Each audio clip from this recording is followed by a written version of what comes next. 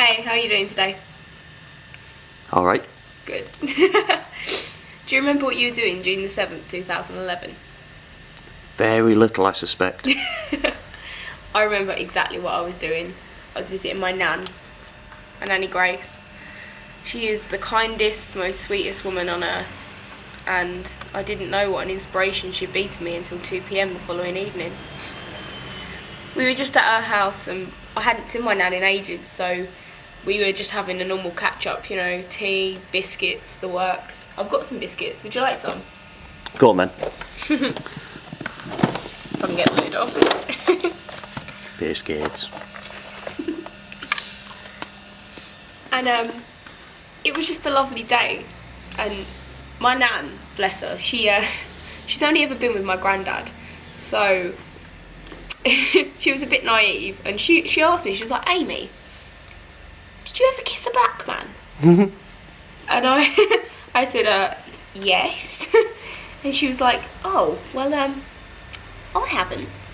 Maybe I should do. And that's just what my nan was like. She was this lovely, whimsical character with an innocence, and that's what made it so hard when that night I sat up and I was crying and I was scared. I was on Facebook, I was on Tumblr, I was just trying to distract myself and trying to think about the worst not happening, until I got a phone call at 2 a.m. from my mum saying that Nan had gone. Just like that. Gone. Here one moment and then gone the next. It was hard because I didn't really understand, I know this is going to sound stupid, that when people die, you don't see them again. Like, I was never going to see my nan again. And it made it really hard when Mum come home and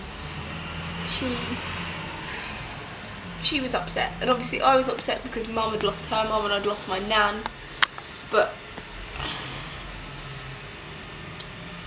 I was more scared about what's going to happen when I lose my mum. I mean, my mum's got 2 sisters and she has other people that share her memories, whereas I don't. It would just be me, and I don't know how I'm going to cope. But as my mum quite rightly pointed out, hopefully by then I'll have a family and I'll have people who care for me who will help me get through it. It came time soon to arrange the funeral. We had to get the coffin, and me and my cousins, we bought Nan some Scrabble tile shaped flowers because she loved it. It was her absolute favourite game, and we wanted everything to be her favourites on her day. We wrote a bit of a eulogy, and we wrote about how much Nan loved Deal or No Deal, or Noel and his boxes as she called it, and we talked about how she fancied David Beckham, and if he was only 20 years younger. But, 20 years older even. Only she was 20 years younger. And we wrote about, we finally had to tell her that it was us that had pelted plums at her next door neighbour's windows. Because we'd lied to her and said it was someone else for years. We thought she deserved to know, really. Soon it came time to sort it all out, and we had the wake, and I got really angry at the wake because everyone was in my nan's house. They were drinking and laughing and having a good time, and I was just kind of like, why can you be happy when my nan's not here? How can you be happy in her house when she isn't here? And I realise now that all they were doing was celebrating the life of a woman that they all loved. After the wake and everyone had had time to get over it a little bit, we started sorting out the estate. We had to sort through the house, her paperwork, her clothes, and in her garden she had 2 life-size farm animals, like figurines. And I can tell you, no one was fighting over who was getting those. we haven't even got a garden, so the other two sisters were welcome to one each. It was really like strange once we'd sorted it all out, and my share was 10 grand, which brings me to my boyfriend, Tom. We'd been celebrating me finishing a show in Middlesbrough, like my second year of university, and we'd been out to the local nightclub. We'd got drunk, and it's the first time that we'd ever really been drunk around each other, because we'd only been going out about 9 months, and for me, like, it was a big thing to be drunk around each other and still have a good time. But we got home and we'd ordered a pizza, but we didn't quite eat the pizza, and afterwards he pulled me close and he said, "Come away with me." And you know, that was the most romantic moment, I think, of my life. He fell asleep because he was drunk, but for me it was one of the most romantic moments of my life. The next morning after we woke up, I asked him if he remembered what he said. He said, "Of course I do. I wouldn't have asked if I didn't mean it." And then it was set. So I had to phone my mum and ask for the money, or ask to borrow the money, because our cheques hadn't cleared through yet. The conversation went a little something like this. "Hi Mum, what do you want?" "Want? I don't want anything. I want to borrow some money." "Well, how much do you want to borrow?" It's like, "About 5 grand. 5 grand? What do you want to do with 5 grand?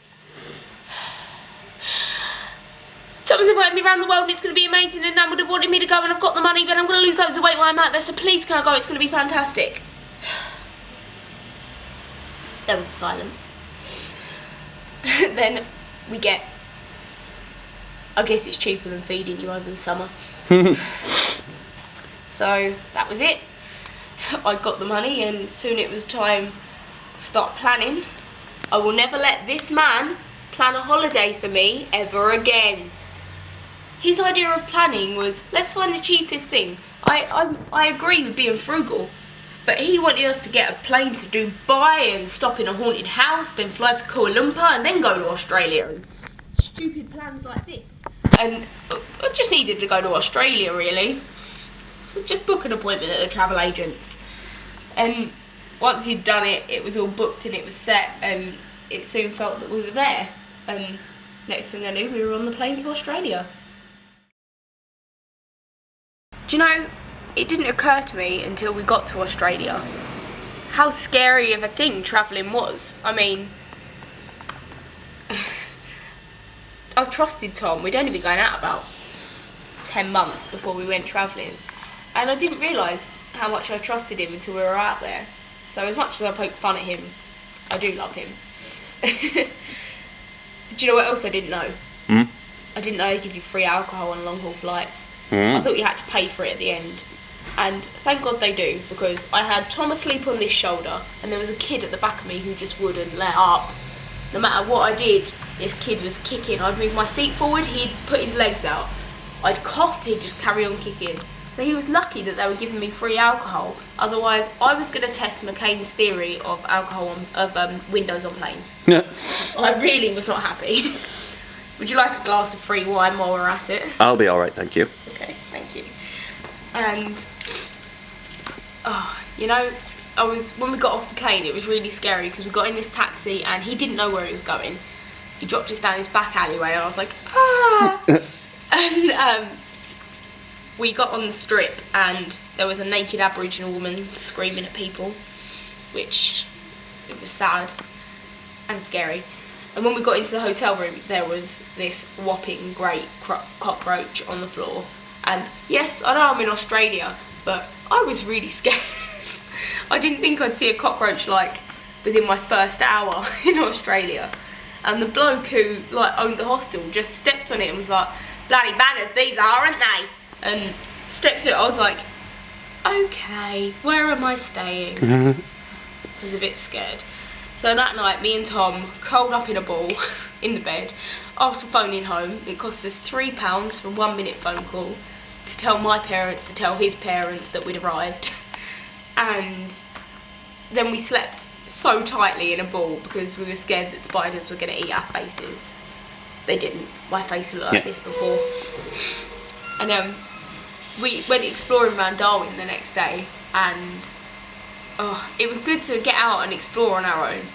But my gosh, Tom would have quite literally walked us to the end of the earth to find a restaurant that was $2 cheaper than the last, which it got quite annoying in the end for me, because I was like, please, can we just eat somewhere?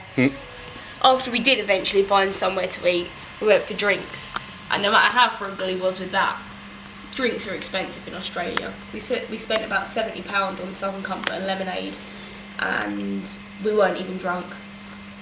It was bad, but we weren't even drunk. So we realised that we really needed to curb our spending, otherwise we're not going to make it the whole way. The next day we started our bus tour. Bus tours are certainly an experience, should we put it that way? It's like being on Big Brother. You're in a confined space for 24 hours with a bunch of strangers, and you have to put up with all their weird quirks and tics and annoyingly whiny voices. But, there was good things about it too. We did a lot in the Northern Territory that I loved. We went to loads of different places, and it really is just a place of its own. It has its own culture. The people are so, I guess whimsical again is the word. They're whimsical in their own way. And when we were on the bus, our tour operator Mark told us they probably wouldn't know what a vegetarian is. Could you believe that? And we were like, okay, where the hell are we going? Like the ends of the earth. But it was great, and my favourite thing we did out there was we slept outside in the stars on Tennant's Creek, and it was freezing, don't get me wrong. We had to sleep in a swag bag with all these layers of clothes on, but it was amazing. Where I come from in Kent, we don't really get to see the stars, and I really did get to see the stars here. I got to see the Milky Way, and I cried when I saw my first shooting star, because I'm soft. And it was just fantastic. My least favourite thing about Australia, I think, has got to be the East Coast. We did like a second bus tour around the East Coast of Australia, and quite frankly, it was boring. It was really boring. All it was shopping and beaches and shopping. And I can shop in England, and there are beaches everywhere. I was going to Thailand, so I knew that there were going to be great beaches there. But the Northern Territory really was just a place of its own. I loved it. Like that bar from the pictures you saw before. Giant lizard. Giant lizard, he was amazing. He hated everyone. The bar that we went to where we all hung up, like I hung up a pair of underwear, but loads of people hung up their IDs, cardboard cutouts, loads of stuff.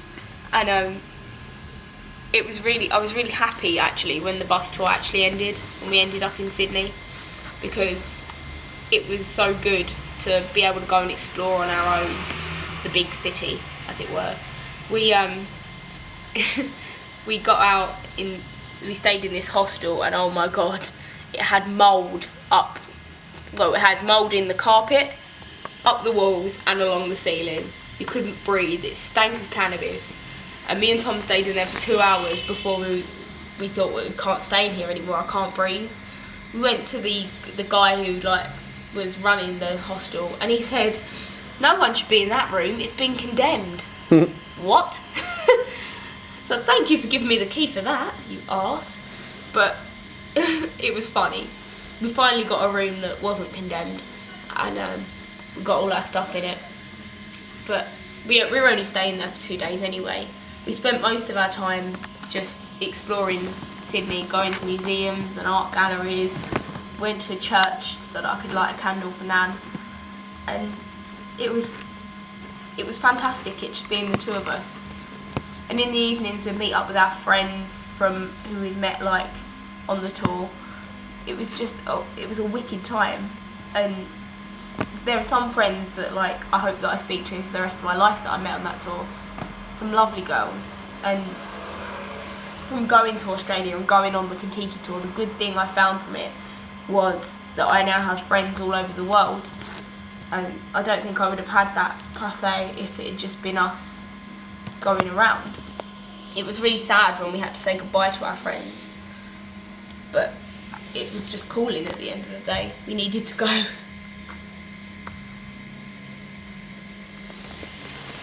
think I broke it.